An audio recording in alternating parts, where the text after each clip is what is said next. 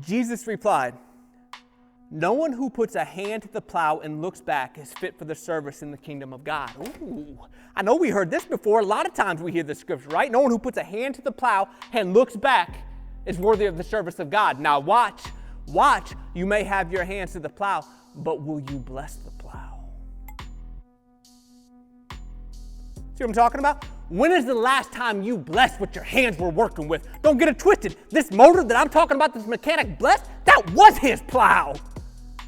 How many of you in some job that you absolutely hate and all you doing is cussing and complaining? You ain't blessing nothing. That's your plow.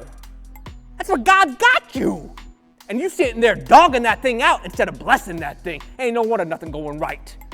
You taking a hammer to it instead of anointing that thing. He says, whoever puts their hand to the plow, that plow is your work. Will you bless that plow? I saw my man bless a plow. And I can't get over it. I mean, I cannot get over it because he took it serious. It wasn't for me to see. He didn't know I was watching.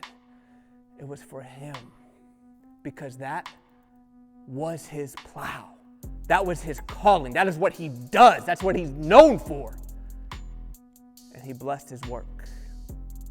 When is the last time you've blessed what your hands are put to? The things of your life. Like, okay, let's not even talk about the work side of it yet. You may hate your job. You may not have a job right now. When is the last time you blessed your spouse? Feel me? How about instead of dogging him or her out, you bless them? When is the last time you've actually literally laid hands on your children and blessed their day, blessed their years, blessed their life? Instead of just complaining they ain't picking up something or they aren't doing this or they aren't doing that. When's the last time you've blessed them? They're your work. I'm telling you, there's not a greater work either. Like them, your work. That's your legacy you raising up. Have you blessed them? When's the last time you hit your knees and anointed them in the presence of God? You have no idea the authority you have, mom and dad, over your offspring. When's the last time you blessed them? Ooh, because there's a principle in this. What you come out your mouth with settles your life. Period. Look at Proverbs. Turn with me. Proverbs 18 and 21. The tongue has the power of life and death, and those who love it will eat its fruit. Those who love it will eat its fruit. I'm talking of the goodness of it, right? Not the badness of it, not the cussing of it, but those who love it and treat it well and use it right will eat its fruit.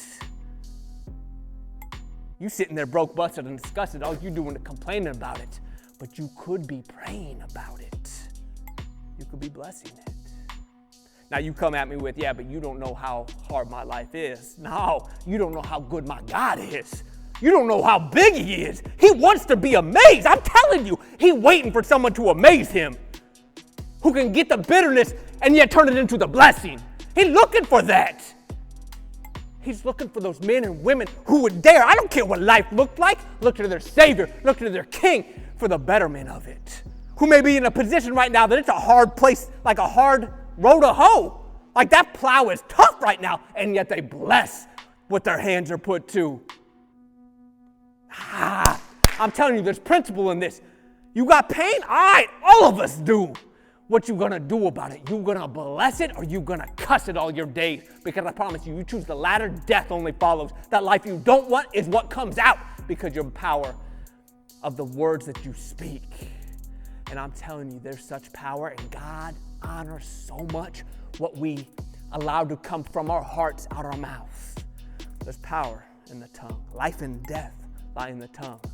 So watch your mouth. Even in your suffering, watch your mouth. Just because you're going through something doesn't give you the right to talk something.